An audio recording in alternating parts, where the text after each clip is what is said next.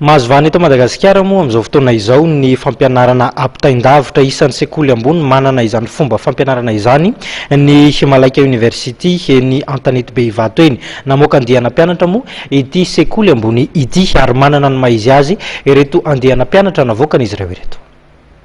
Roa amby roapolo menaday ireo mpifanandiany Matozo navoaka ny Mailaka University ary nitolorana ny diplôma iraisam-pirenena MBA izay omen'ny Université Indienne. Mailaka University izay vokatra ny fiaramiasa eo amin'ny gouvernemanta malagasy indiana miompana amin'ny fahaiza-mitarika ny fiofanana izay ampitana amin'ny Université dimy lehibe any Inde no manome fiofanana amin'ny alalan'ny vidéo conférence dia ny Amity University, Ingnou University, University of Madras, Birla Institute Technology and Science.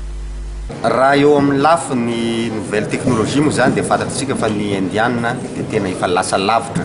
Raha tsy teny fotsiny hoe any États-Unis amin'ny Microsoft reny izay orinasa voalohany angamba amin'ny fikarohany dia betsaka ny indiana miasa any.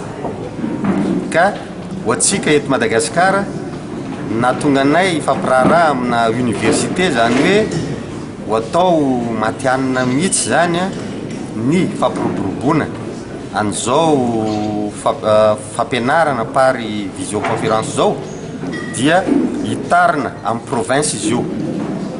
Atsoatsy dia ho vita eo anivon'ny université anankitelo ny vitrine des nouvelles technologies zany hoe ny départementa télécom ao Votovorona, départementa télécom any Antsiranana ary ny école nationale de l'informatique any Fianaratsoa dia ho jerena ny fiaraha-miasa amin'izy ireo par visioconférence zany ny ampianarana ny ankizy ihany koa amin'izay sehatra azo hanaovana an'izany.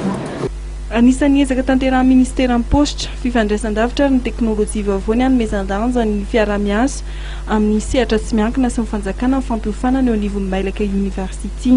Nambara minisitra fa isan'ny fiaraha-miasa tanterahan'ny ministera amin'ny université tsy miankina amin'ny fanohizana ny fampirarahana miaraka amin'ny Mailaka University.